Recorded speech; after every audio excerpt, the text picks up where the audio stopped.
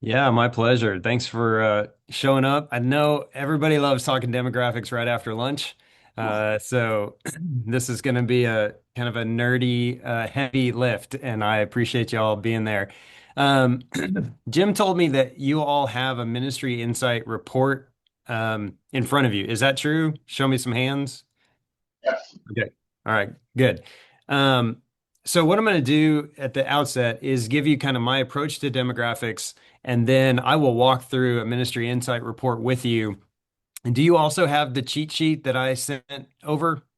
Okay.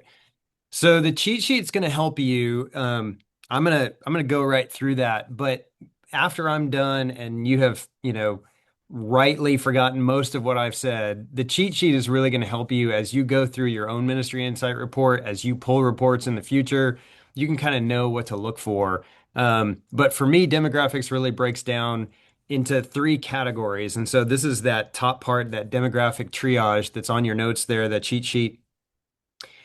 Everybody, I mean, if you're a real data nerd, you want to know everything. You want to know all the numbers, you want to know all the trends, all of that.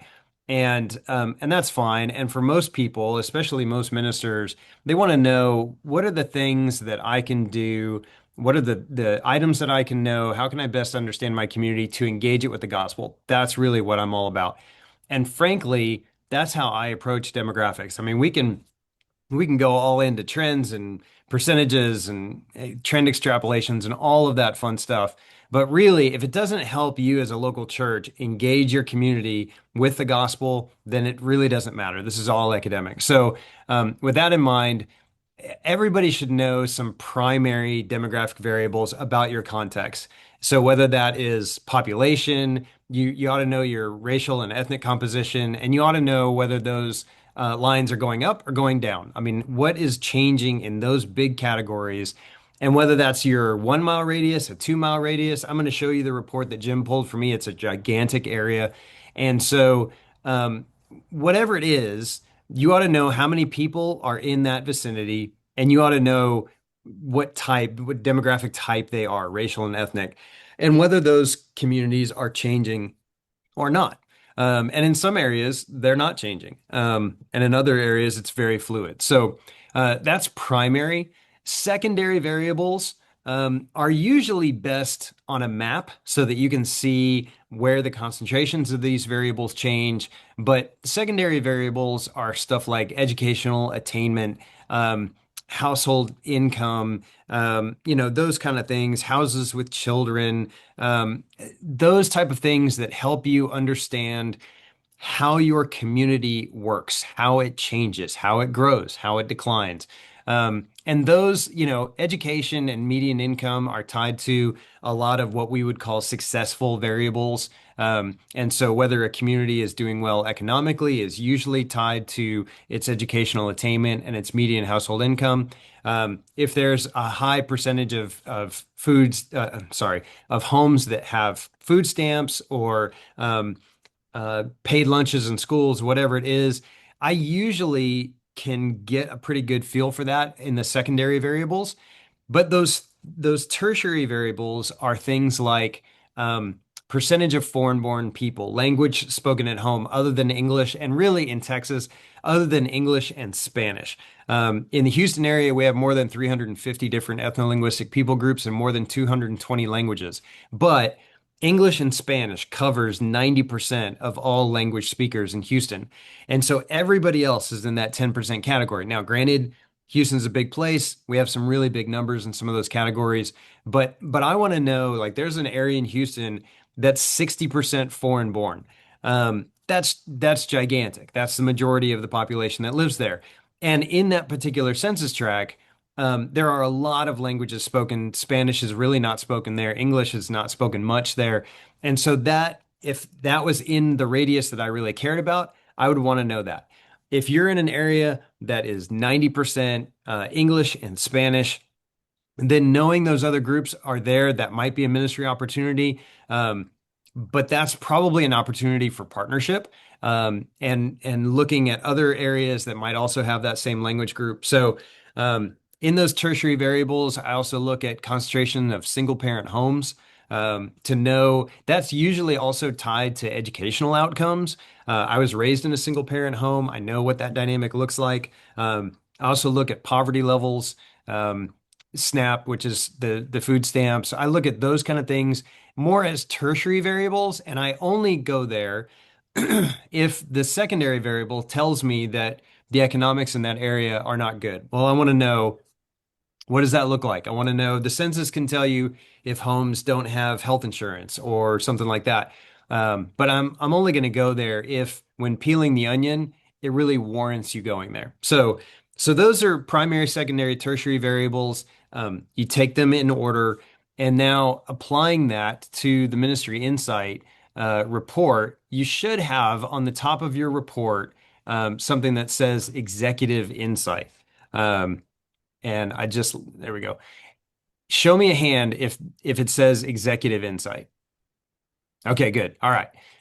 So I'm going to show you my Executive Insight report, and I'm going to share this with you. And we're just going to fly through it. Okay. And I mean literally fly through it. You don't need to understand everything that I'm showing you. But what I want you to do is, as I'm going through it, I want you to look at your own report and see if I can help you make some sense of that report. All right. Um, the You should see a map of the Golden Triangle area on your screen. Show me some hands if you see that.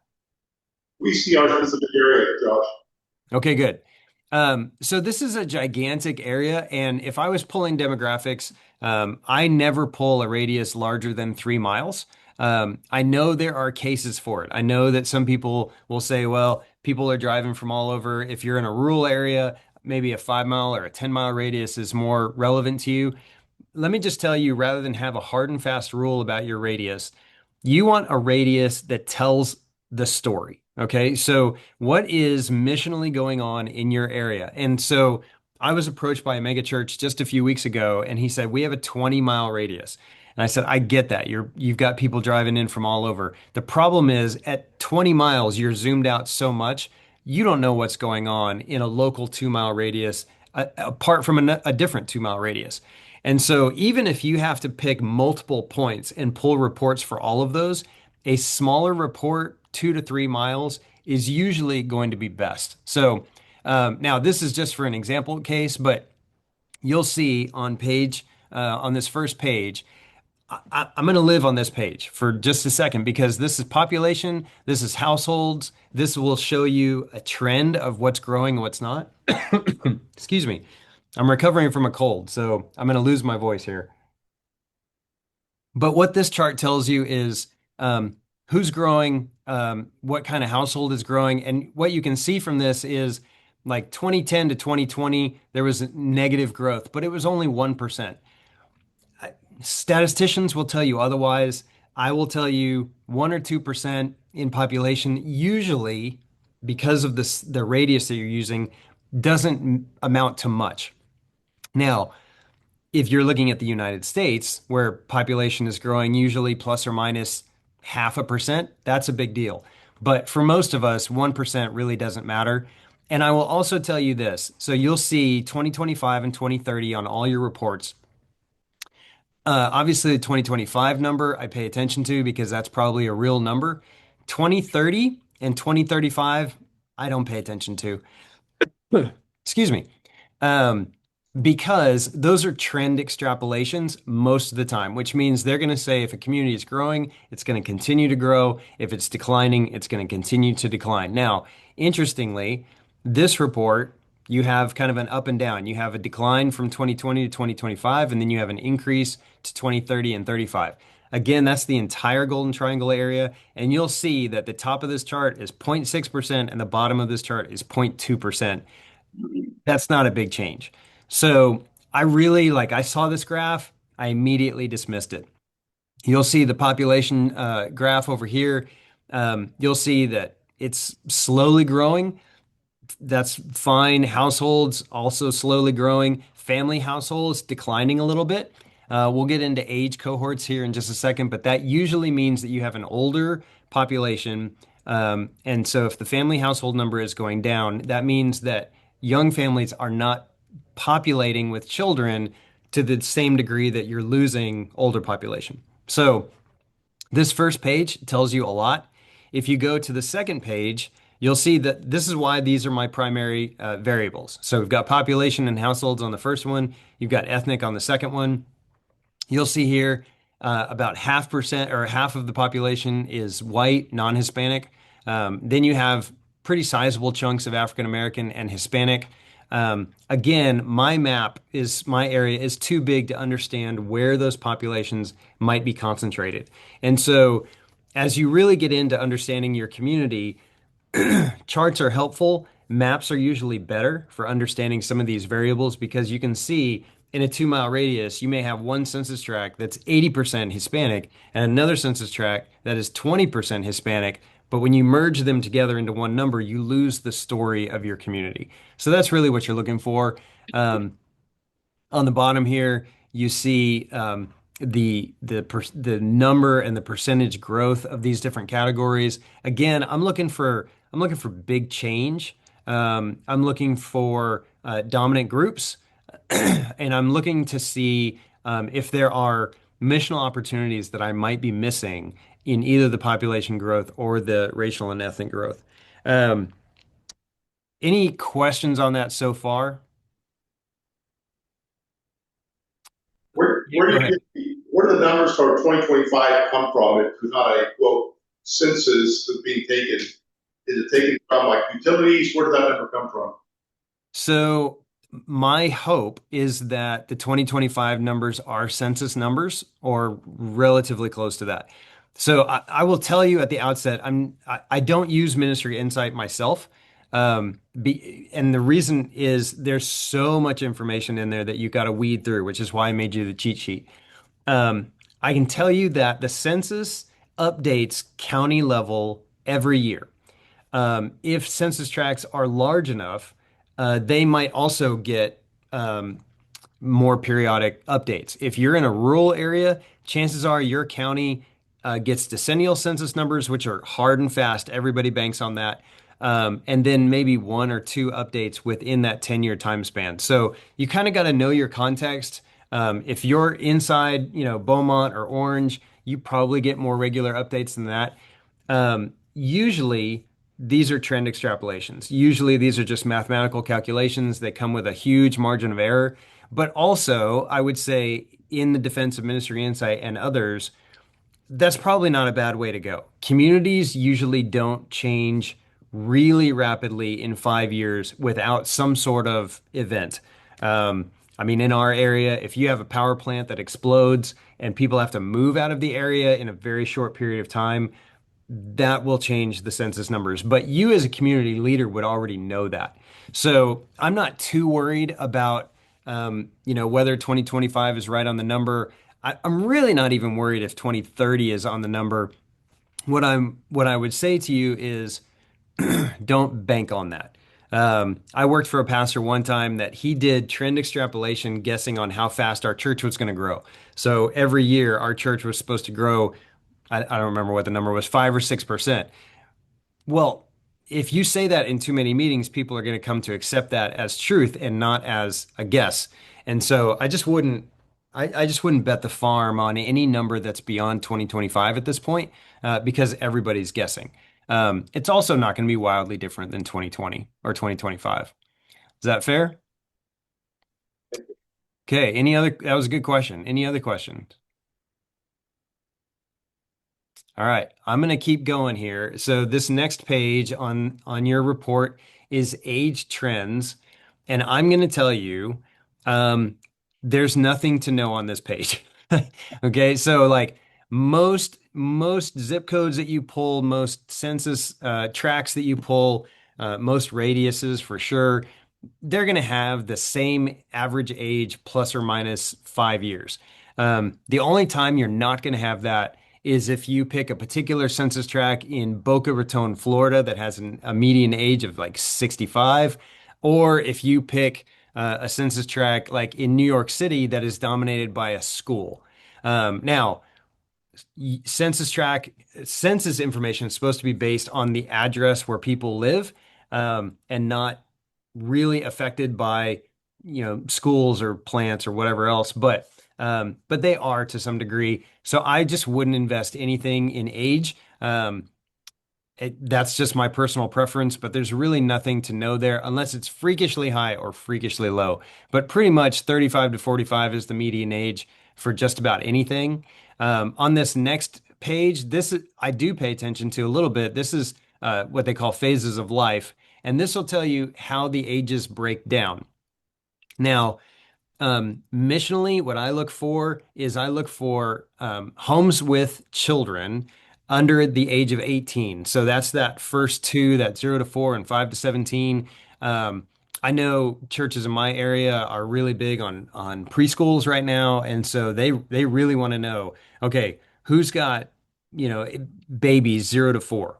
Do we open up a daycare, Mother's Day out, a preschool, something like that? I want to know school age kids so that I can be better informed about youth groups and children's ministries. Um, After that, I mean, the college and career number is interesting, but if you live in that community, you probably have a pretty good guess about college and career. If you live near a major campus, it's going to be really high. Otherwise, it's not.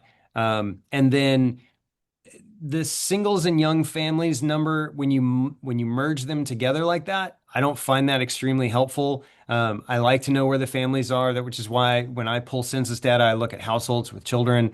And then the retirement age will also give you a view on that population. So this chart down here is helpful. This will tell you, which of these age cohorts are growing or declining. And then this one, not surprisingly, we've got real growth in the 65 and over category, not much growth coming behind it. But we already intuited that a couple of pages ago. So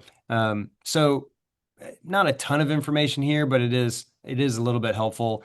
Now you go to that next page, and this is the school age children page. This is helpful to know, are we talking about preschool, elementary, or high school? Now, those numbers in and of themselves don't mean a whole lot. What I'm looking for here is the early elementary number changing? Is the late elementary number growing? Both of those positive. If they're not, then your population overall is likely to decline. And so you see, and you're going to get tons of these comparative index numbers and all of that. For the most part, I just throw that out. You just want to know, are the lines going up and to the right or are they not? Um, the summary down here is helpful also. And now on page 7, we're into household and family income trends. This does matter. Um, I use this to know because median income and educational attainment are so closely correlated variables. I want to know, is the average income going up in our community? Is it going down? What's the median? Forget about average for the most part. Averages can be swayed by big numbers or really small numbers. You want to know what the median is. You want to know what that number is right in the middle. And so, these charts tell you that. I don't worry too much about per capita income. If you have a lot of single parent homes or a lot of one income, your per capita is going to be fairly high. Your household income is also going to reflect that, regardless of if it's a single income or a double income. Okay. So you'll see the income cohorts down here at the bottom and whether they're changing. And what you see, especially on my big study area, none of these numbers, 25 to 30, really matter beyond maybe this 200 grand plus number, which is 2.5%, almost 2.5%. I might be interested in that, but I don't put too much faith in that because I don't want to, if that number was double digits, if that number was going up by 10%, then there's major economic development happening in my community, and I would want to know that. That tells me the community is becoming more affluent. Now, if you if you are just thinking through this rationally, you would expect the higher incomes to be increasing because your population is getting older, at least on my report. And so if this number was going down, now, if they correlated this by age, beyond the age of 65, you would see some of these numbers really start to shift out. But again, we're getting into real demographic nerddom here, and I don't know that that is um, really missional for most churches. Some churches maybe, but for the most part, I don't think so. You have family income. Um, you have also, and this I do pay a lot of attention to. At the bottom, this is page 8, is the income by race and ethnicity. And what this chart tells you is there's major economic disparity between Asians and Anglos and Hispanics and African Americans. Um, if you live in the community, that there's a story there. I would want to know what that story is, and I would want to know if that provides some means for our church to maybe engage those communities, um, maybe offer some programs. You know, very different stories if your median household income is 90,000 as opposed to 50,000. And so in fact, for most households, anything 40,000 and below is poverty. So, if you have a lot of kids in the house, it might be 50,000. So, something to pay attention to there. Um, and so, before I go past income, any questions so far? No. Josh, Yeah. age breakouts there. One of the things that I noticed in my report and also on your screen too was an expected, and we are seeing already a decline in school age children with the um, average age, 65 and plus is growing. I mean, that's just demographically true in our area as well. What opportunities do you see there? What concerns do you see there? Even like our local elementary school, Pine Forest Elementary, is down in enrollment. The high school is down in enrollment. And so we are seeing that play out. Yeah. So when you see those numbers and you know the impact on the schools, I pay attention to that for a couple of reasons. One, um, churches grow based on families. Um, it's not a hard and fast rule, but it's pretty much a hard and fast rule. So if churches become more and more populated with senior adults, that's not a bad thing inherently. Senior adults need ministry like everybody else, but it's not a recipe for that church to grow. It's also something to keep an eye on if you kind of zoom out and talk about 10 or 15 years when a lot of those senior adults are no longer on the scene, who comes behind them to keep that church ministering to that community? Um, if the percentages are 1, 2, 3%, I don't worry about that. If they're higher than 5, 6, 7%, then I start to really pay attention. And if your local schools are already saying that enrollment is down, um, then then I start asking the question, okay, who are the groups that are here? Are there groups likely to move into this area? Because typically when areas decline, it becomes more affordable. So does that bring in more people afterwards? Or, I mean, cities, cities grow in the same way that you would squeeze a slightly deflated balloon. So if you squeeze one area balloon and it puffs out another one, that's how communities grow. And so when an area is gentrified, what happens is there's a ton of economic development in that area and it squeezes the community. And those who cannot afford to live in a gentrified community anymore, they go where that balloon expands and they go to other areas of the city. Um, the same thing happens in declining areas. So you squeeze that balloon because it's declining. Maybe the schools aren't as good. Maybe there are other economic factors there or environmental factors, and now the population is going other places. What's left behind? Some of those areas bounce back. I can take you to areas in Houston that were completely, I mean, on the verge of death 20 years ago, and now it's the hip, cool place to live. I can I'll also take you to suburbs in Houston that have been growing at 400% every decade, that are now growing at 6 or 7% because they're completely built out. It's not that people are moving. It's just you got to know, are we dealing with areas that are growing? Are we dealing with areas that are built out?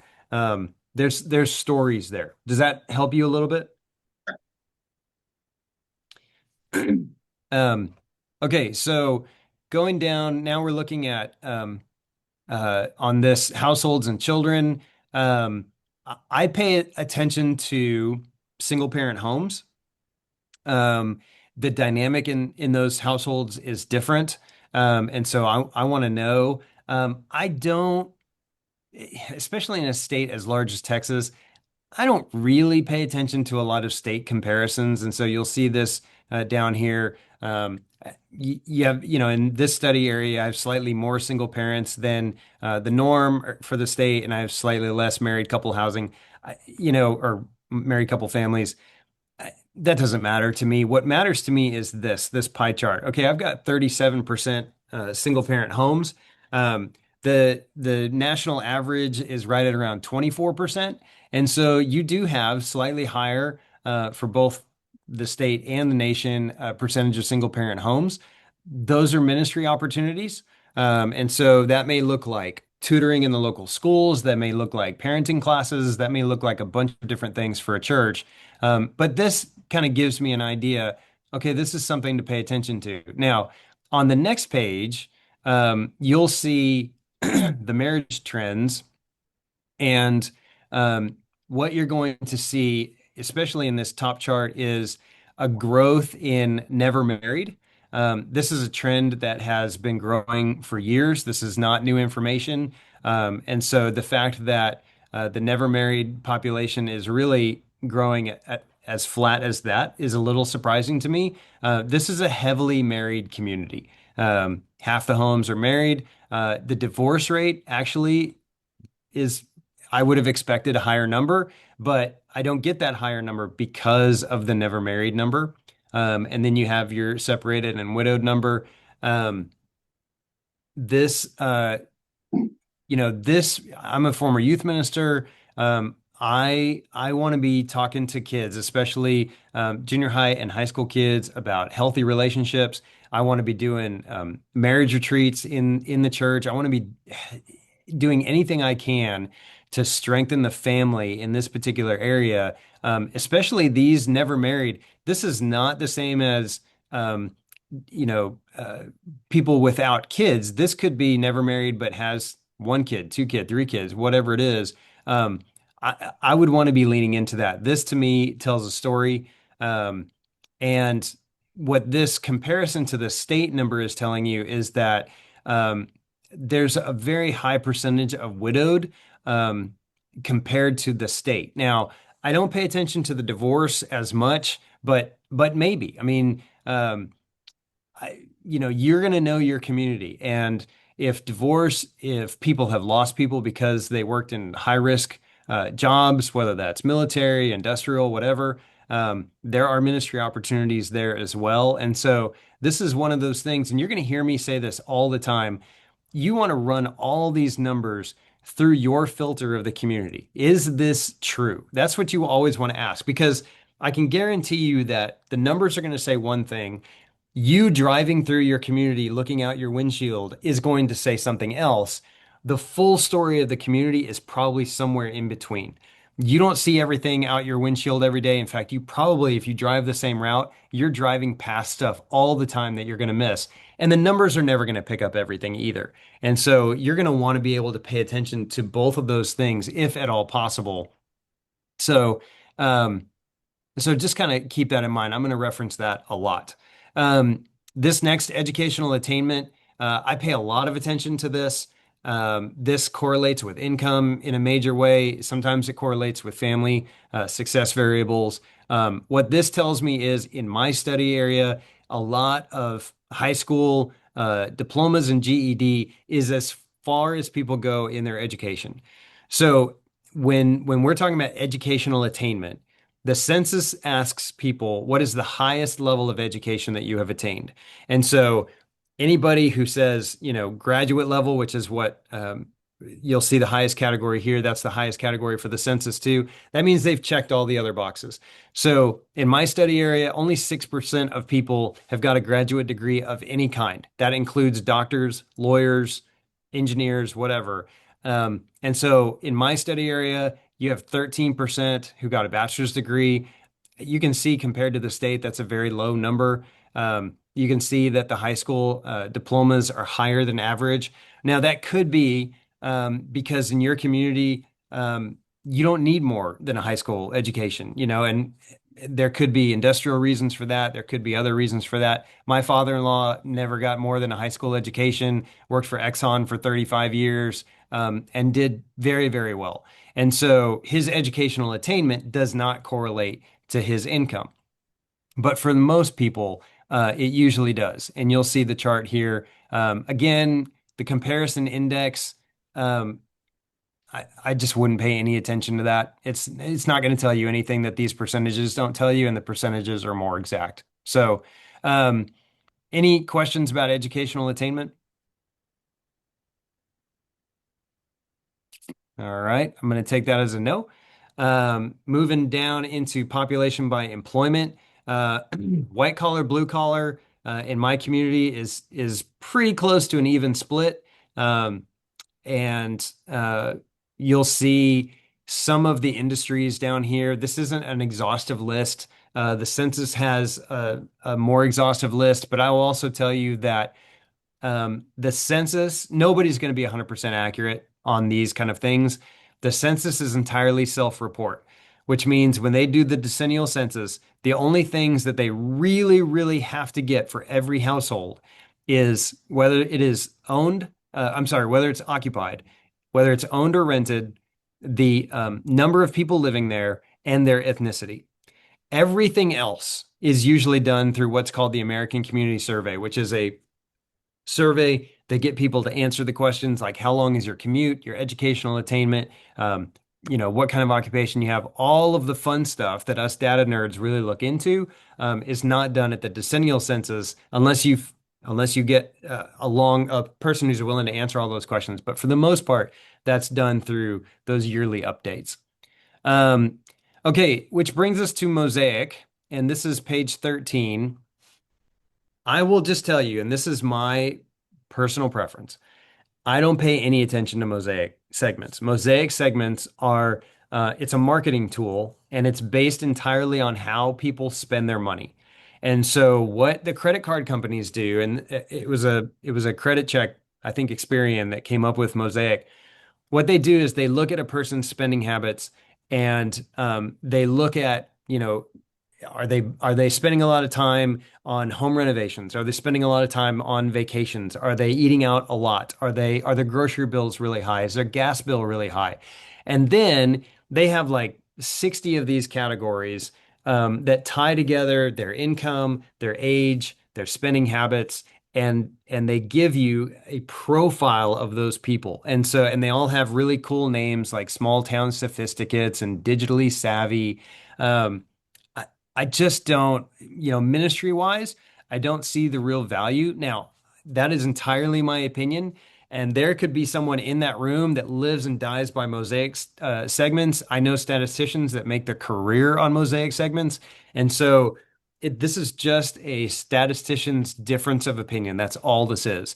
So there's links in your report if you want to know more about that. If you just click one of those links, then you'll understand, the different categories and you can read that. I I find that there are some flaws in their methodology there. And so like this digitally savvy group, we looked at this last week when I was at a meeting and they rated them 3 out of 4 for digital technology adoption. And I'm like, if this group doesn't have 4 out of 4 in digital technology adoption, then no group will. So I, I say that it's in there. If you're interested in it, go for it. But I don't really pay a lot of attention to it. The same thing with generational cohorts. Now, let me caveat that. This is on page 14 of your report. If you've never read any of the Strauss and Howe books like Generations or The Fourth Turning, they're great. And I think they have nailed down how generations really react to the generation before them, the generation after them. I think there are some characteristics in there that are helpful, but unless you know the books, unless you know where Strauss and Howe is coming from, you're not going to get anything out of this chart. It's helpful if you want sermon anecdotes to say, hey, we've got whatever it is, 100,000 millennials in our area. If that's helpful to you, then go for it. But I will tell you that the real meat of Strauss and Howe categories can be found in their books, and I can't recommend them enough. They're not Christian authors, and so that has nothing to do with that. But anyway, I highly recommend that you look at that. Any pushback on Mosaic or Strauss and Howe generations? Any questions about that? Do you think we're in the fourth turning? I'm sorry? Do you think we're in the fourth turning? Do I recommend it? No, do you think we're in that stage where, 80 years?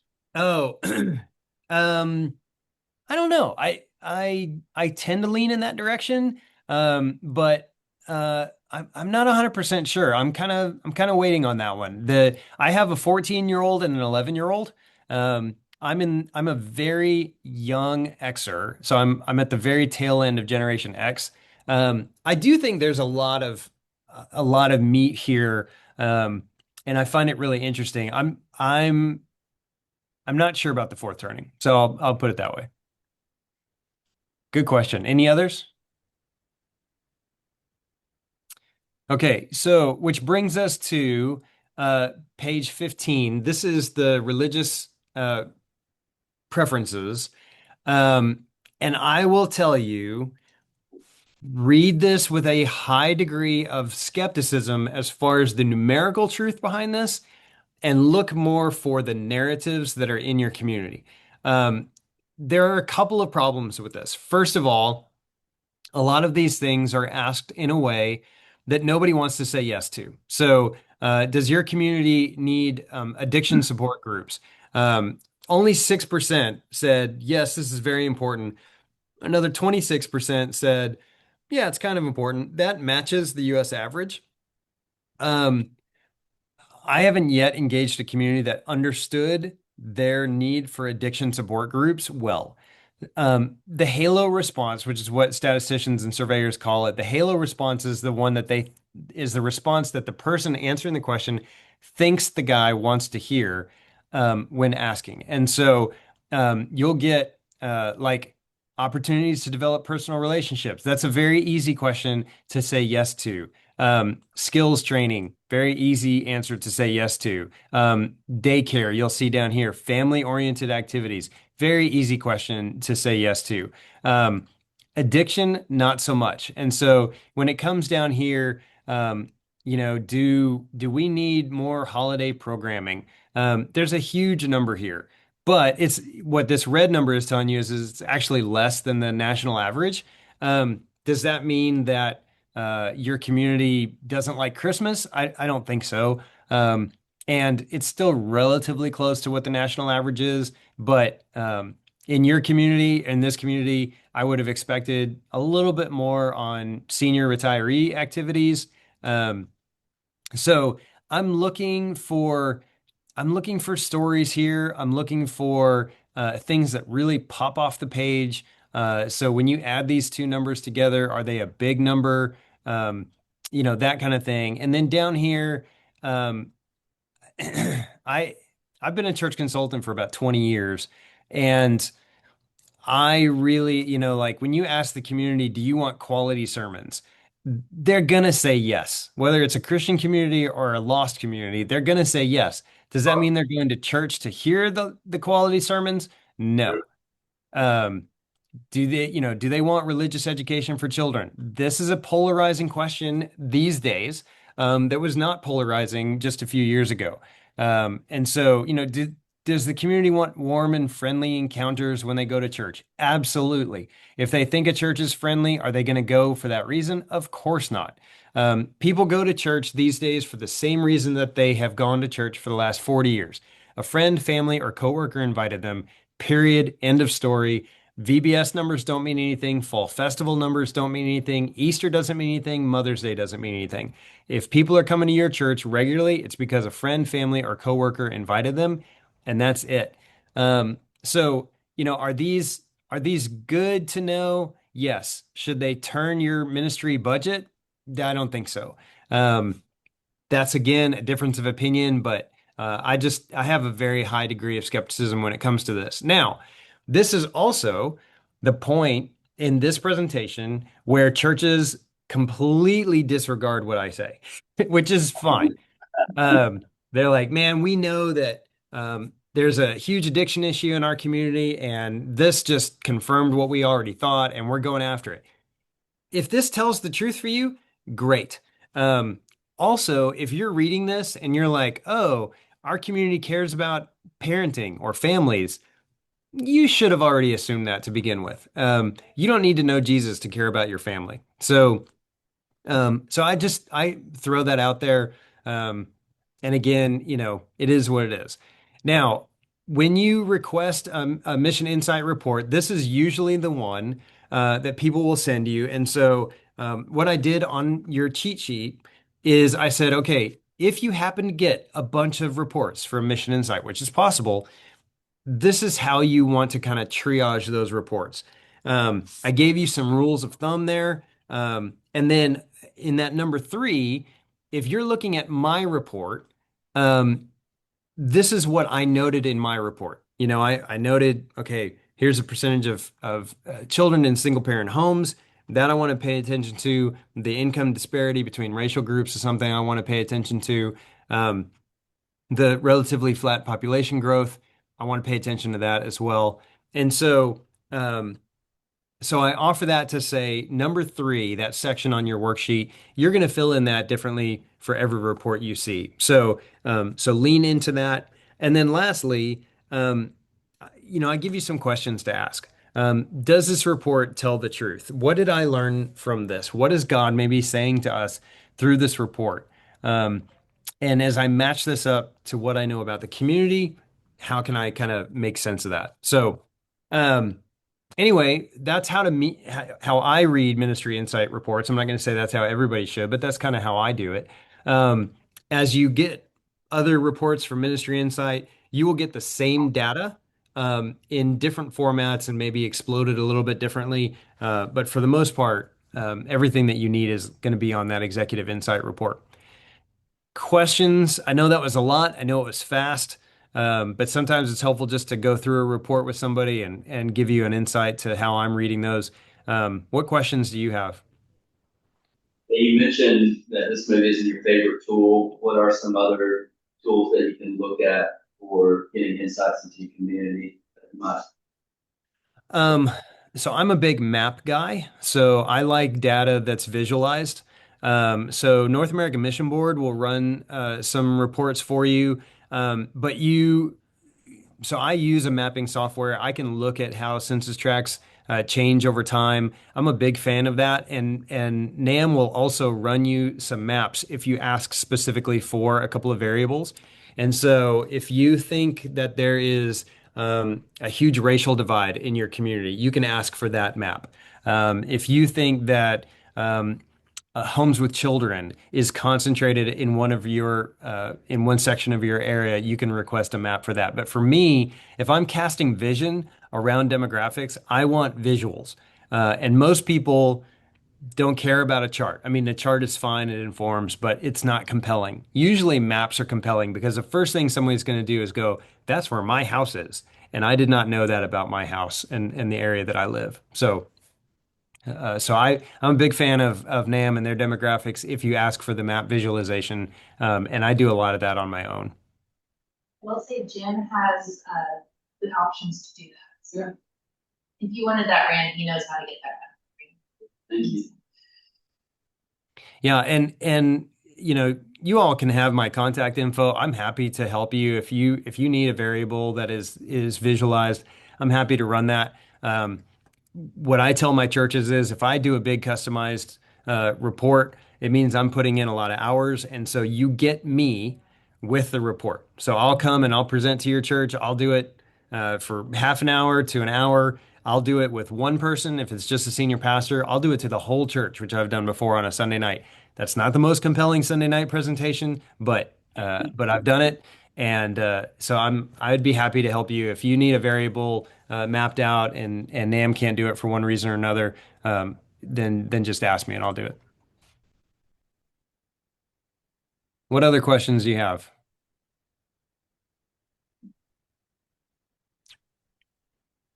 Demographics after lunch. I know. Good. Any other thing I can do for you? Well, I think one of the things you said was wise about if we're in our community, we see what our community is doing. We don't need these demographics sometimes. And I was telling our church that our area of Port Arthur is trending more Hispanic.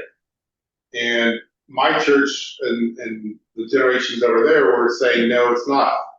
And I said, no, I guarantee it is. And they're like, no, it's not. So we had a fall festival, and 95% of the people that showed up for the fall festival were Hispanic, and probably 75% of them didn't speak English. And so I just looked at our leadership that was all there, and I kind of went, see? And it's just like this eye opener. So I think the map thing is kind of like that eye opener that you could use that. These, sometimes numbers kind of go over the head, but if they can see something visual, I think you're right that they can see something. And now, since then, they said, all right, how are we going to address that? And they're willing to really truly understand what we need to do going forward as a church with that knowledge, and so that's been really good, kind of something like that. So it does help the churches understanding their community, but sometimes you have to go outside the paperwork and actually see it, so. Yeah, I tell churches all the time, every church thinks they're the friendliest church. Yeah. I've been to some mean churches, y'all. I mean, none of yours, but I've been to some mean churches.